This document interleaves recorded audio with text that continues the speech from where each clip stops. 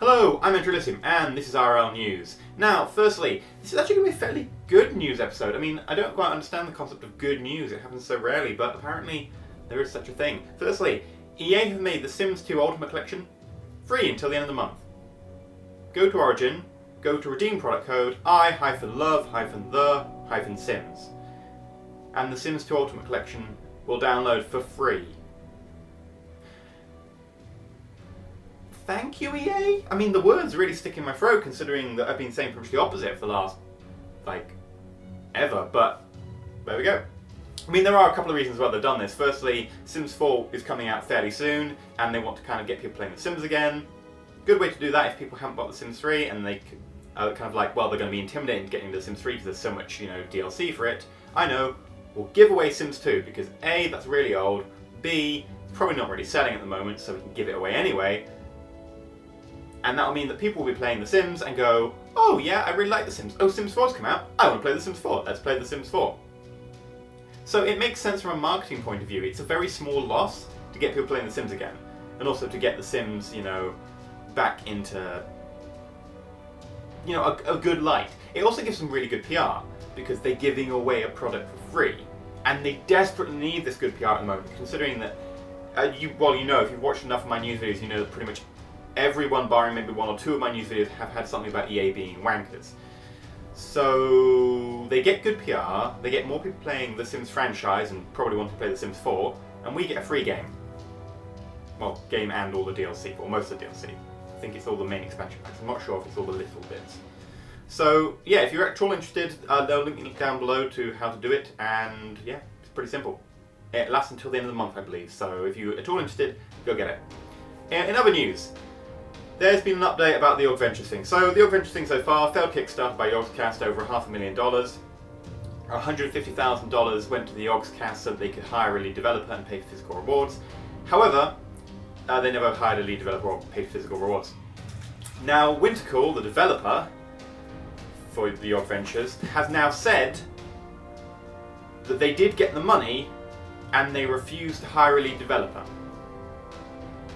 We still haven't heard from the Yogscast on this, so all I'm saying, I'm not accusing the Yogscast at all because this is going pretty crazy. Before, it was an implied thing, that it was implied that they got the money, and it was implied that they hadn't hired a lead developer, Now he's actually said it.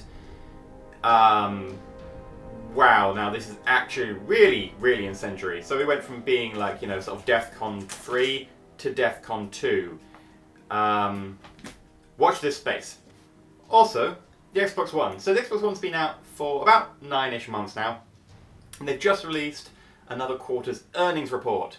Normally they split the Xbox 360 and the Xbox One into separate columns and say this is how many we shipped.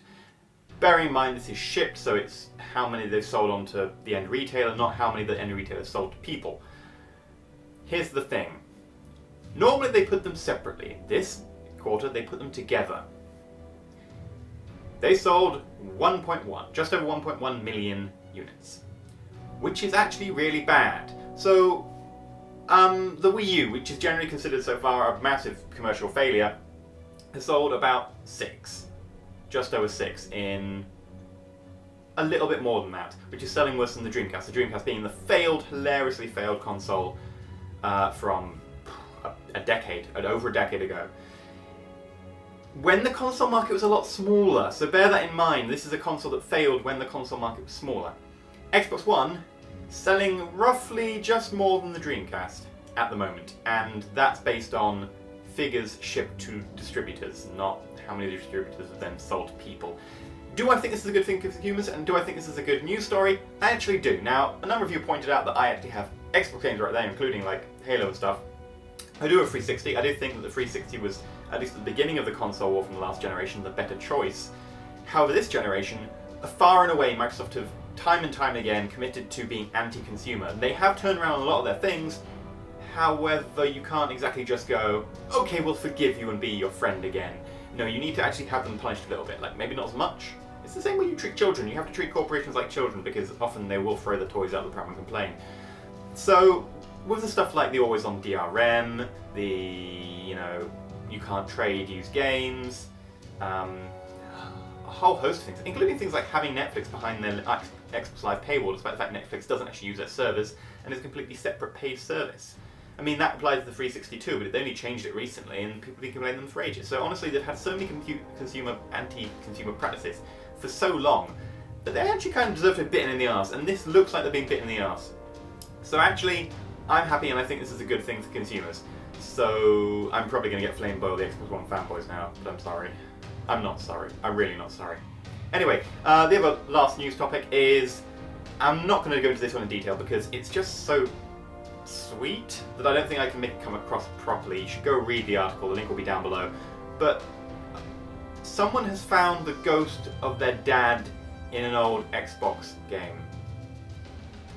In a racing game where they played with their dad all the time, and then their dad passed away a decade ago, and then they found their ghost. Because in a racing game like this, you have a ghost car, which is a physical representation of your fastest time, and you try and beat the ghost car.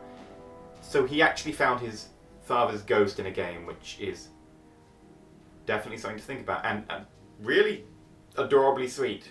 Go read the article, it will make you have all the tears. Anyway, I've been EnterElysium, and as always, stay shiny.